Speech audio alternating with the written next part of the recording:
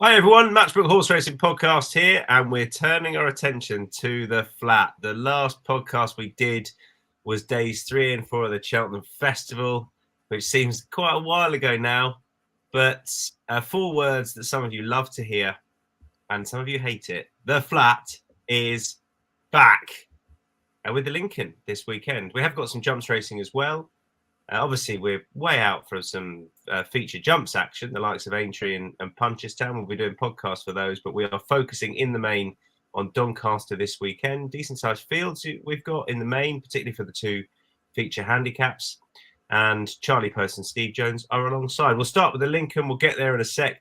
Don't forget to check out the Matchbook Cheltenham Trail. It's the Cheltenham Review. There is a note here from our producer that says it's not a depressing listen like other pods. There's some, constructive criticism in there. There's some positivity in there. There's some horses to pick out in there. So there's lots going on in the Matchbook Cheltenham Trail with the usual team. Definitely check that out. And head to insights.matchbook.com for a recap of all these best bets. Don't forget to like and subscribe. It's the best no-cost way of supporting the podcast if you like it. Donny, then. Steve Jones. You happy the flat's back? I'm happy that we've got big field handicaps of any description. So, yeah, that's my kind of thing I like betting on. And we've got some good ones to kick the season off. Who do you like in the Lincoln, Jonesy? I was a little bit put off by the draw, but I think there's a huge amount of pace in here. I think they could go quite quick. I know it's difficult judging how fast they'll go when there's a lot of front runners or potential front runners. Sometimes they all see that and don't go so quick. But in stall 1, Navajo, if that's how you say it. I wanted to say Navajo like the Indians, but Navajo, who's in stall 1 on the far side. But they're second guessing the draw, certainly on terms of ground. I always think you want to be where the pace is, and there is a fair bit of pace low. There's a fair bit of pace all over the place.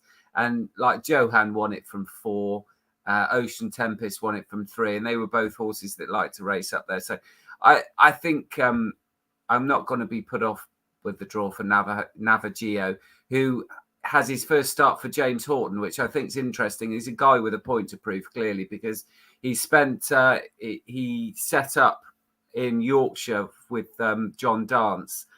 He's managed to escape there. John Dance will be trying to escape somewhere else soon, I would imagine. But James Horton's gone back to Newmarket, and he's a really talented trainer. And he's picked up this horse, Navajo, who did really well in Ireland on soft ground last year. Now, it is going to be soft. I always think in the Lincoln, you do not want a 7 furlong horse. You want a mile and 2 horse, if anything. And that's what Navajo did last time. He won over just short of a mile and 2, beating a horse called Didn't Have Much to Do, who has been placed in listed races for Joseph O'Brien. Now, he's taken a hit in the handicap for that, but I still think switching yards, he's got the potential to be well handicapped and maybe better than a handicapper. He's unexposed over a mile and plus, so he's only had 3 starts for his previous trainer over 3 miles, and those were his best ones. He started off with Johnny Murta, and then he switched to Cody. I'm sorry, I don't know his Christian name, and I wish that Ireland would go with the way Britain does with Christian names. It's just so much more user friendly. But Navajo from stall 1, get a good pace to aim at. We'll love the ground. We'll stay the distance, and with James Horton. Has a trainer that wants to make an impression straight away this season and put behind him all his troubles from last season, which were no fault of his own. The Matchbook Horse Racing Podcast, never far from a lawsuit with Jonesy. It's Ray, by the way. It's Ray. Ray Cody. I was 50-50 whether it was Richard or Robert, so I'm glad I didn't guess. No. No. Definitely Ray. Charlie Poste, where the hell are you, by the way? You look like you're on a game reserve. Yeah, just in our sort of sit dining room. It's a picture of Picture of a zebra from we bought that in South Africa, so yeah, not far from a game reserve probably. Yeah. Did you break it Yeah. in the zebra? No. Never broke a zebra in. Be interesting. Could be a real, from a PR point of view, it could be very interesting. If you can get hold of a zebra, I'll give it a bash. Okie dokie. Who'd you like in the Lincoln? This has been a really strange start to a podcast. Liberty Lane for me, opposite end of the spectrum from the draw of Jonesy. This is drawn in 20. This horse, I mean, they can really win these mile races from anywhere seemingly. At this meeting, the consolation race and the Lincoln, low or high. Maybe it's a benefit to be drawn nearer a rail. So this horse, drawn 20. He's won his only start at Doncaster. He's 2 from 2 on slow ground. He again has 10 furlong horse form, like Jonesy said, stays a bit further, and he probably did a bit too much. And on his last start in the Cambridgeshire, ran a bit keen. He's been gelded since as well, which I think is interesting. And again, this also a real strong traveller. He did that when he beat Sonny Liston narrowly in September over this trip and track. And I just think Carl Burke seems in really good form as well. I think they're operating at about a 33% strike rate over the last 14 days. And as a 4-year-old, this horse potentially has the scope to rate higher still. Trevor says, Charlie Poste, thanks for the Hunter Chase winner, Cine Nomine. Good stuff. I will no problem, Trevor. Glad you're on. I'm going with a while, last year's second, who I think is a backable price at 7.0. Got back off a similar mark. It's sort of priced up on account of the fact that he was placed last year, but I Migration won it last year and got a lovely run through. But this horse being a year older, I think he's a bit more tractable now. The tongue tie going on, I think, is a plus. And we know the ground is fine. I think he's a really solid win and place bet on a day where I don't have too many strong opinions. So that's the Lincoln done. Navaggio 26.0, Liberty Lane 5.0, and a while 7.0. The Doncaster Mile is the 120. I'm sitting it out. I thought it was a bit too much of a head scratcher. Charlie, I was tempted by Pam Sly's horse. Take it away. Yeah, I mean, and for me, it's more obviously won this race last year off the back of a decent break first time up, and just more than anything, she just handles slow ground really well, Tom. And for me, I thought there's more talented horses in here, the likes of Knight, Charin, Holloway Boy, but they all probably have question marks to answer on the ground. Knight maybe less so than the other two. And, this mare is, she's a quality mare. She was beat 7 lengths by Nashua at Newmarket in a Group 1 in July. And she held her form throughout the season, but she seemingly goes well fresh. She handles very slow ground. And at 6.0, I thought that made her interesting because I think the ground at Doncaster tomorrow is going to be a major factor in any sort of plays that you're wanting to have. Alex Jeffrey says, between you and I, O'Fleuron has gone to David Christie after winning 2 pointer points. He's only 7. See, I love the fact that the flat is back and we've had 2 messages in about the Hunter Chasers. Just love that. Right. Jonesy, take it away. Yeah, Holloway Boy for me. Like Charlie mentioned in the Lincoln preview, Holloway Boy's trained by Carl Burke, who's in great form. And this is a remarkable horse for the fact that he won on his debut the Chesham Stakes at Royal Ascot a couple of years ago, and then was a really good 2-year-old running good races. He was placed in good races by the likes of Silver Knot. He was 3rd in the Group 1 up at Doncaster on heavy ground behind Auguste Rodin, who obviously went on to prove himself to be top class. Ran in the Guineas first time out last year, didn't run great, and then came back at Royal Ascot and ran 4th in the Jersey Stakes, but clearly had his troubles last year. Now, I just think that this horse is prime candidate to improve a right chunk for being gelded, and that's what happens. I've always thought he would probably improve. Some horses, they're good 2-year-olds, and then they just can't cope with it as 3-year-olds. And although Holloway Boy clearly had problems as 3, because he only ran twice in good races, he's got the potential, I think, to be a fair bit better than this bunch. I can see the angle in with Charlie's tip, Astral Bow. I was tempted by him. Ground conditions, won the race before, clearly going to be ready for this race. But I just got a feeling that Holloway Boy could be a proper group horse this year over a mile. And so I'm going to be with him in this opening fixture of the flat season. Race of the flat season. Then it is indeed in the UK. The Brocklesby is the first juvenile contest of the year in the UK. Just you, Steve. No, Charlie and I are too sensible. Why do you like Paddy's Courage at 17.0? Well, it is a bit of a token effort. There's no doubt about that. But Darragh Holland is a guy who's got a good record with 2-year-olds. Paddy's Courage, it's got a decent pedigree. So it was a little bit of a guess. It's interesting that the trainers that you perhaps wouldn't so much expect to have a good record in this. One of them is Bill Turner, who's got Bob the Bandit. And why is Bill Turner interesting? Because he actually broke in a zebra. And that's true. He broke in a zebra. If you look that up, he did. And he rode a zebra, Bill Turner. So look it up. That's not bullshit. That is not bullshit. That is not bullshit. Look it up. Bill Turner broke in a zebra and rode it. Just how have we got it here? But I love it. Right, I'm going to Google that. Charlie Poste hasn't. No, and I mean, and this podcast is going from the sublime to the ridiculous. You're just a shit, Bill Turner. Shit, Bill Turner. Where are we going next? I think the Spring Mile, mate. Great linking, Jonesy. Really enjoyed that. Right, Spring Wild, 225. I'm going to kick off. Harswell Duke, 8.0. Won the race last year. Ran, I think, on the same day last year as a prep run, running the same race because it was a 0 to 90 last year. It was running a 0 to 75 as a prep for this year.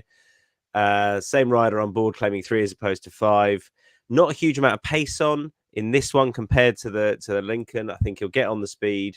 Probably worked out he was well drawn last year, okay this year, although not bang on a rail. But I thought 8.0 was a great sort of swing at nothing because I can't see him out the first 3 or 4. Steve. Yeah, very much similar to you when you're out in Dubai or so, or Saudi or somewhere, and the Wi-Fi is no good. Expressionless. When you freeze up, and Expressionless, it's got great form on soft ground. Won first time up last season, albeit it first time in a handicap, so it was probably well treated, but clearly can go well fresh. It didn't really happen for Expressionless later in the season, but I think there was reasons for that because this horse beat Alpha Crucis at Epsom in April, and then by the time he came back from a 6-month break in October, he finished way behind Alpha Crucis. So that wasn't his form, clearly. Then they stepped him up to a mile and 2, which I think is a good thing considering this race. I think you will need to stay further than a mile. You certainly don't want to go into the race with stamina concerns. And Expressionless ran fair bit below his best form, but the last 2 runs were over a mile and 2 on the all-weather at Lingfield. And I just don't think that the sharp track on the all-weather round a turn, I don't think that was what Expressionless wanted. So I'm going to judge him on his previous form earlier on in the season on soft ground, and that would give him a decent chance. Dylan Cunha is an interesting trainer. I think he's got the potential to really make some waves this season, and he's got 2 in here, but I think Expressionless is the one. So I'm with him. Okay, Charlie Poste. Thunder Roar for me. Again, opposite end of the spectrum to my selection of the Lincoln. This one's drawn in box 1. Box 1's provided the winner twice in the last 10 years. And I just thought this horse was really interesting. Won at Doncaster on his last start in the autumn on heavy ground, granted over 7 furlongs. Had a nice prep the other day, 2 weeks ago at Southall, finishing 3rd, beat 2.5 lengths. And his stats on bad ground are just really, really good. I think 5 starts for 3 wins, a 2nd and a 3rd, when the ground is slower than soft. We're giving it heavy ground tomorrow, so I think that's a major plus. And then chuck into the mix a really eye-catching book in Jamie Spencer, book for the ride. And the horse, if you're probably looking for negatives, is maybe stamina isn't guaranteed, but fingers crossed we might have a straight course Spencer special slotted in and creeping away, conserving. But the horse's ability to handle slow ground, I just think is a major positive in a race of this nature. And then finally at Donny, don't forget a recap of all the best bets on insights.matchbook.com. Finally, we have the Camage Trophy, the 3 o'clock. Baradar is 3.5, 4.5 for Marshman, and Orazio. Montussib is 5.5. Steve and I agree with Orazio here. My main line into the horse is that he's been gelded. Handles cut, goes fresh. Form just tailed off at the back end of last year. I liked him at Goodwood, and he was well back supported that day, but never got a run, and was disappointing. Just the gelded angle and fresh angle was enough for me. I thought he could easily be favourite here, Steve. Yeah, absolutely. I wasn't too bothered about the run in the Stewards Cup because he handled soft ground, but it was absolutely desperate that day. So I was willing to forgive him that effort. And I don't think he was helped by the draw in the Air Gold Cup. He was only beaten 3 lengths, so it wasn't a bad run. He finished in midfield. They all finished in a bit of a heap in the Air Gold Cup. But his form earlier in the season, including in the Wokingham at Royal Ascot, when the ground was probably too fast for him anyway, he ran really well in that. But previous to that, been running in good handicaps. And like you say, he's another prime candidate to improve a fair chunk for being gelded. 2 shouts for Orazio, Charlie Poste. Marshman for me again. Carl Burke, as well, we Steve and myself have said he's in great form, kicking the flat season off, and this horse he's won first time out in both his seasons of racing. He won at Chantilly on soft ground in April of last year. Goes well fresh and tongue tied, which is, I don't know, is it a concern potentially? But I just thought he was the one genuine group class sprinter in a field of handicappers looking to step up to that level. And he's a 4-year-old, 3-year-olds. It can be tough for them in that season. But he ran a lot of really good races where he was, narrowly beaten, not beat far by Bradsell in the Group 1 at Royal Ascot. And he just has the scope to improve further. He's always been very highly regarded by the yard. And I just thought the price, again, for me, I thought he should have been favourite. So, yeah, Marshman for me. Okay, that is Donny done. We've got banger to come. We move on to, cheeky little banger thrown in. We move on to Newbury, Novices Handicap Hurdle, which is the 210. Both of you are with Spirits Bay. Charlie, you can make the case first of all. Yeah, I mean, he just progressed really well through novice company, and good defeat of 10 lengths Tom at Exeter at the end of February, and then was given an opening mark of 118 back at Exeter and really bolted up. Missed the last as well, so you could rate him almost worth more value than his 6.5 length victory. He got an £8 rise for that, but as a Black Sam Bellamy 6-year-old that's thoroughly unexposed, I would be disappointed if that's the ceiling of his ability. And I think this 126 mark is still very workable. I think the step up to 2-3 is another massive plus for him as well. Looks a strong traveller, this horse. And then chuck in the fact that Jordan Naylor and Nigel Twiston-Davis are a combination in really good form right now. I thought in what is a competitive race, no doubt, but I thought 6.0, I thought of all of them, he was the value in this field. What do you want to add, Steve? I just thought he did very well to win at Exeter because that was his handicap debut. This is a horse who wants a strong pace, and he's held up usually, and he did well to overcome the tactics. But he's got a right turn of foot, this horse, and that's always got to be dangerous. And like Charlie said, I think he started off in handicaps off a really nice mark, and although he's gone up £8 for that, if you go back to his run behind Dysart Enos when he fell at the last when running a real good race at Cheltenham in December, he's still well handicapped, and that turn of foot is going to be a dangerous weapon in any kind of grade. And this is a good horse. I'm pretty confident that we're going to see this horse rate a fair bit higher. I will chance 135 not out at, I thought, a very fair 11.0, who handled testing ground at Wincanton last time. Obviously, that was a maiden hurdle. It was entitled to go and do that. When he ran at Kempton, it was the day where Nichols had loads of seconds, and he just shaped as though he wanted further. The concern is that in a better race, he was pretty disappointing in the race won by Jinko Blue, who was very well supported. This horse was at one stage vying for favouritism. It just never traveled. I thought a bit of a sort of too bad to be true run. They went for the headgear last time, the cheek pieces on last time. I know it was only a maiden hurdle, but you know he's got his head in front now. And based on the Kempton run, I thought you could definitely make a case at 11.0 that the horse was overpriced. At the prices, I'd be pretty excited about him of all the bets today from a win and place point of view. I thought he was massively overpriced, to be honest. That's the novices hurdle. Novices handicap hurdle 210. No bet for me in the 2.5 mile handicap chase, where Heltenham is 2.75 at the top of the betting. Steve?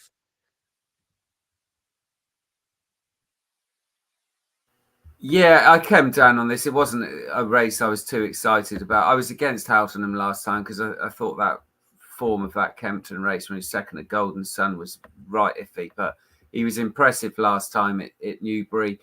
So he clearly likes the track. He's got no problem with any conditions, and he's a regular winner who's still seemingly progressive. And against horses that I weren't too convinced about, then he was the obvious one. But he's favourite, and it's not really my sort of price. Charlie? Yeah, I mean, Heltenham is like you say, the obvious one. I mean, I think he won this last year off £13 lower. He's progressed a long way since then, and still seems to be on the upward curve. In against him again, you got Eaton Collina that's won his last 2 starts as well. So I just chancy really, but Gunsight Ridge at 6.0 I thought was potentially interesting. He'd been off nearly a year when he came back at Wetherby, tipped up 4 out, still going fine, and then was clear second best behind Etalon at Sandown last time out. But you know, Etalon's now being talked about as a potential Grade 1 horse by the Skelton team, so it probably faced an impossible task there. I think again, going back up half a mile and trip might suit this horse, and he could just be working his way back to form. Like I said, there was nothing wrong with that run the last day, and at 6.0, I think he's off a mark that is workable up against 2 horses that are clearly going up the handicap quite rapidly. So a tentative one, but Gunsight Ridge at 6.0. Alex says Skelton Saturday, fellas, and I hope he's right. The mare's novices hurdle, because Charlie and I agree on this. Lindy Riley, she's 12.0. We're all going for bigger prices here. This used to be the race where you had to look down the bottom of the weights. Then a top weight won it last year. But Lindy Riley, Charlie, I thought fits the bill. We have no idea what her limit is. I think she'll be put into this race more than she has been of late. And she sort of leapt out at me for this team at the prices. Yeah, I mean, I think we're all sort of looking at them because we're thinking, understandably, they're pretty shrewd operators, aren't they? And they kind of seem to know what they have, and they seem to be able to get them into these kind of races off the right sort of marks, you know, as in. And I just thought when you watch back Lindy Riley, you know, she was on race before the end of December. She had 3 quick runs. The first run behind Go to War, I thought was really interesting. I thought she travelled well that day. She was only beat 8 lengths. Go to War is now rated somewhere in the mid 120s. And again, even the horses in and around her are rated a good chunk higher than this mark of 104 that she's ended up with. Back at Ludlow on her next start, she travelled nicely into the race. She beat 13.5 lengths in a Geldings, an open maiden hurdle, but again travelled well into that before flattening out. And then at Doncaster on a later start, there was a bit of carnage running down the bottom round Rose Hill, where a horse fell and a couple of others got brought down, and she got hampered then and behind, and was never really able to get back into it and onto her terms where she could be competitive. the fact that she's now ended up with this opening mark of 104 and she's been chucked straight into a race like this, I just thought was maybe glaringly obvious, but maybe it's too obvious. But at 12.0 or a little bit bigger in places, you can play a win and place. Harry Skelton's up for the first time for a yard that are now in the midst of a trainers championship battle, that they're going to have plenty of darts to fire, but they need to be winning these sort of big pots. And I just thought, as the chosen horse of that yard in a race like this, it made her really, really interesting. Okay, Tom agrees. Good news. Steve, who do you like? Another big price. Yeah, the problem Dan Skelton's going to have with Lindy Riley is getting her back down to the same mark for next year's race, because this is a novice and she won't be able to run it if she wins this. So I'm with Fergal O'Brien, who seems to be in form all the time, and he's got 2 in here, but I wouldn't focus on jockey bookings. Paddy Brennan rides Endless Supply, but Connor Brace always rides Lilting Verse, ridden her in all 6 of her starts, and she had good bumper form. She beat Elfie's Princess, who's also in the field, in a listed bumper at Huntingdon last season, and she's taken well to hurdles. She won really nice. I was really impressed with her at Ludlow a couple of starts ago. That was back in November. And the way she came through from kind of midfield off the pace-ish to beat horses that were pretty promising, and they finished way strung out in that race, and she was so strong at the line. I was really impressed with that, and I just think next time it didn't pan out as well. She was a little bit keen, and maybe the ground was a little bit softer as well. It was on the soft side at Ludlow when she won, but maybe it was just a bit too deep for her last time. So I'm hoping it does dry out a little bit. It's good to soft in places at Newbury, and hopefully they don't get too much more rain, because I think Lilting Verse has got a lot of potential on a handicap debut. I think this big field and potentially solid gallop will suit Lilting Verse, and I think she's bang in there in a competitive race at a decent price. 2 shouts for Lindy Riley, 12.0, Lilting Verse 17.0. Shorter prices for the 130 at Bangor, which is a handicap hurdle. Charlie and I with likely favourite pick a number for the deadly duo, which is Dylan Johnson and Ollie Murphy, flying along together this season. Ollie Murphy's had a very, very good season, numbers wise and strike rate wise. Pick a number. I think the style of racing will just really suit the track. Ground will be absolutely fine. And I could see him shortening up at the top of the betting at 3.7. Thought he was very solid, Charlie. Yeah, completely agree. You know, since he's changed trainer from Peter Croke in Ireland, horses 2 from 2. I thought the last day at Lingfield, for all that it was a small field, he beat an informed rival and beat him readily. So ground is no issue, as you say. The track should be ideally suited to his strong travelling way. Ollie is in flying form. Dylan Johnson's had a very, very good season. And again, I'm just not sure the £7 rise for the Lingfield win will be enough to stop this horse.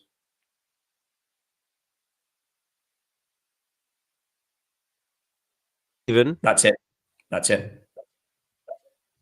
Sorry, I froze. You all froze for me. Steve, who do you like?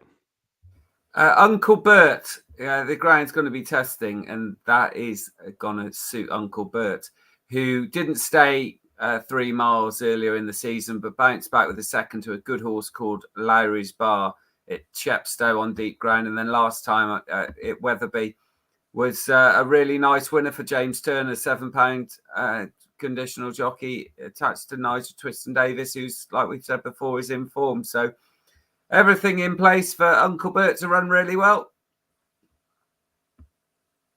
All right, that's done for the race previews. Matchbook Zero long shot now. Matchbook Zero goes live at 10 a.m. each day. You're most likely to be getting better odds because of the nature of the exchange. Added to that, there's zero commission and zero margin with Matchbook Zero. So check it out if you haven't yet and you want some enhanced prices. 135 not out for me in the novices handicap hurdle at Newbury. 11.0. Steve? Expressionless in the Spring Mile at Doncaster, the 225. Who is around about 17.0 and 12.0 shot for you, Charlie. Yeah, Lindy Riley in the Mayor's final for me. Best lays, I think, is just me, but I think this Mystical Elegance in the Brocklesby, like it's a fair guess up at this stage anyway. I don't know what price she's going to go off. She's 3. He's 3.5. Anyway, the fundamental thing is the horse is drawn on a wing and is a 2-year-old having a first start. Is drawn right up the near side, 15 of 15. You wouldn't pick that in a million years, and the horse is at the top of the betting on what? So 3.5. I'll have a go at getting that horse beat, definitely. Best bets, which we're doing before other bets. In fact, have you got another bet for us, Steve? I'll bring it. I've confused our producer, Dan. I apologise. I'm going off grid. Right, best bets. Let's stick to what I've got in front of me. Orazio in the 3 o'clock at Donny for me is my best bet. Steve Jones. That's what mine was going to be because Charlie went in the same race, but Spirits Bay for me is a worthy substitute in the 210 at Newbury. Got a right turn of foot, this horse, and I think can put it to good use. Charlie. Look, I had the 3 o'clock at Donny first, and I'm going with Marshman. Yeah. Wait, but so I've just put it in, haven't I? I didn't even respect that. No. Like the etiquette's gone, as in I thought we all looked after each other in that way. No, we don't. Dog eat dog. And the etiquette's gone because Steve's just added in a section at the end. He's just put other bet at the end. Well, it's not where it goes. The producer decides that he wants other bets, and I've got one, and he hasn't got a section for it, so I thought I'd add it in for him. And now he's having a pop at me. Who is it?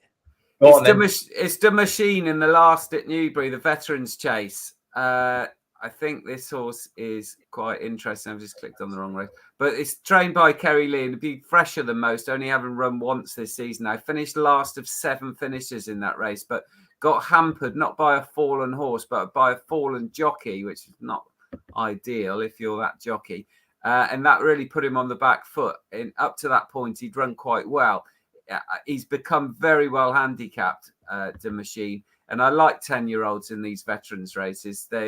He's heading into one for the first time. But you go back to last season, and he ran well in the big chase at Doncaster in January, and then ran well in the Topham at Aintree.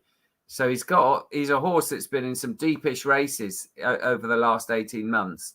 And this is an easier go. And I think he's good. If he's double, the market's not up, but the Racing Post and the other SP forecasts are saying double figures. And that, I think that's a steal personally.